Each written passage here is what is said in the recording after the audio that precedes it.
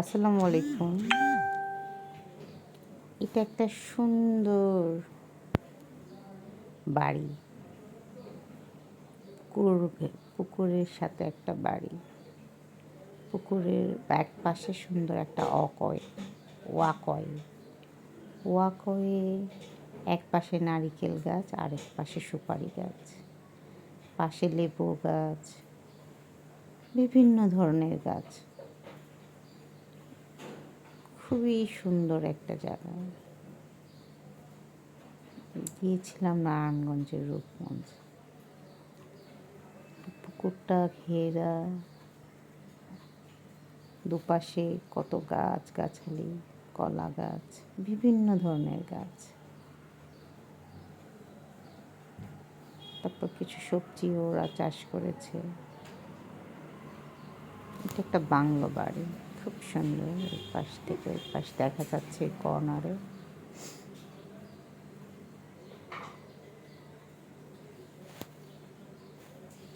সুন্দর ক্রিপার দিয়ে একদম দেয়ালটা গোছানো। অনেক এই যে ন্যাচারাল কিছু বার্ডস দেখা যাচ্ছে। ক্রিপারগুলো ভাল লাগছে। পুরো দেয়াল চেঞ্জ হয়ে গেছে। এখানে কিছু গাছ রয়েছে।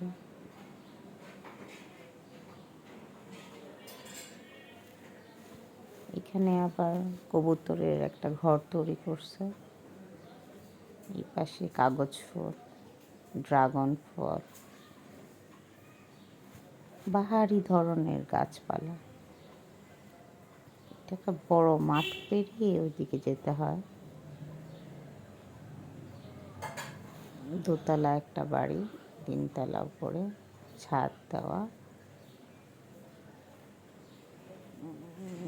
বাংলোটার দুই পাশেই বড় বড় 2টা পুকুর। ঢুকতে একটা পুকুর হাতের ডান দিকে, আর এই ভিতরে এই পুকুর। এখানে অনেক সারি সারি পাম গাছ, অনেক সুন্দর এটা।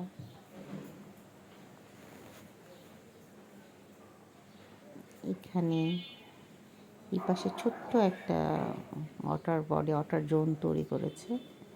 এখানে আবার পদ্ম, এটা হচ্ছে নীল পদ্ম,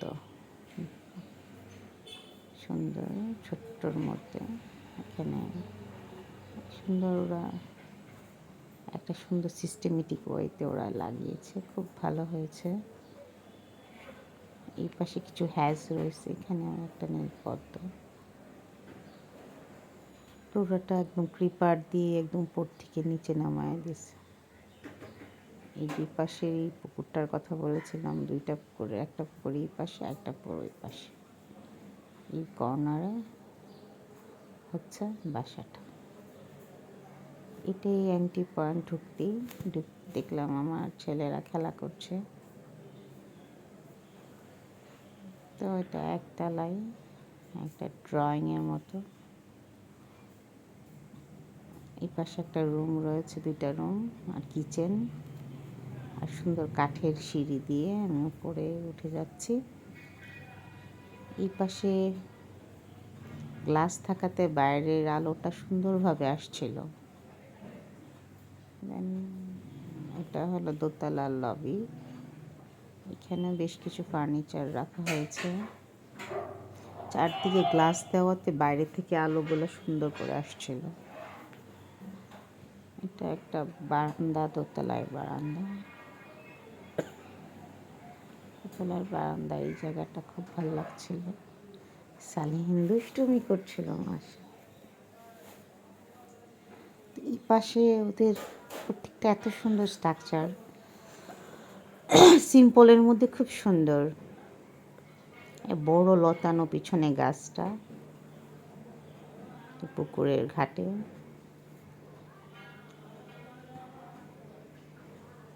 এই জায়গাটা তো খুব ভালো লাগছে বসার জন্য, একদম ঠান্ডা একটা জায়গা, শীতল একটা পরিবেশ।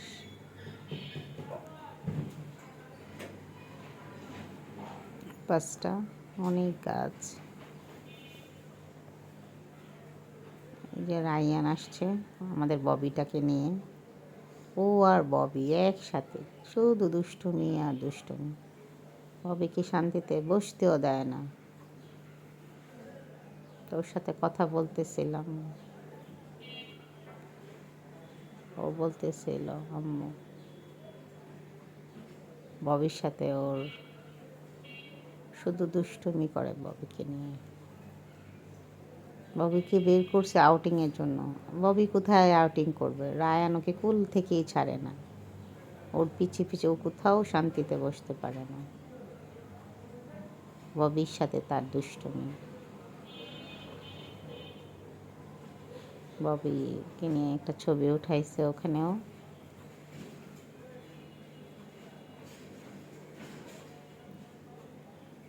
দেন এটার ওই পাশে উপরে উঠে গেছে মায়া আর সালিহিন। উপর থেকে আমাকে হাই করছে। এটা নাকি ছাদ, তো আমি ভাবছি তাহলে ছাদটাও দেখে আসি। এই পাশ দিয়ে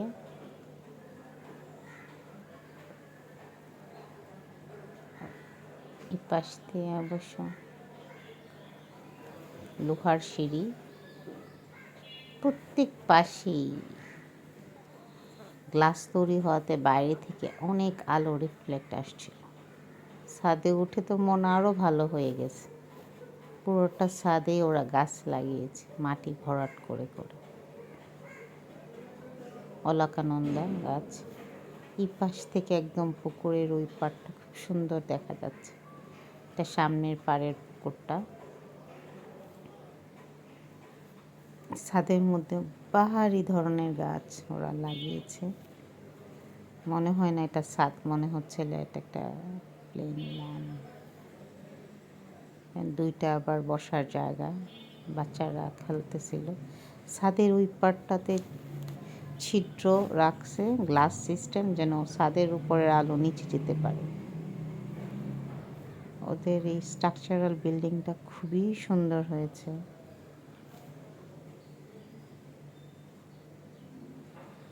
ওই উপরেও কিছু হ্যাজ দিয়ে সুন্দর ডিজাইন করছে। এই পাশে আবার এই পাশে একটা বড় পুকুর। পুকুরের চারপাশ গাছালিতে ভরপুর। ওই পাশটা, ওই যে ওই পাশে কিছু ঘর, কিছু শেড রয়েছে।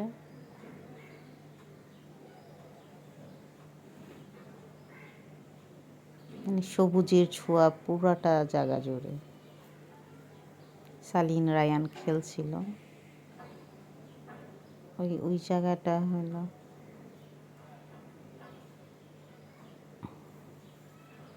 রৌদ্র, সকালবেলা রৌদ্রটা ওরা পুরো এনজয় করছিল।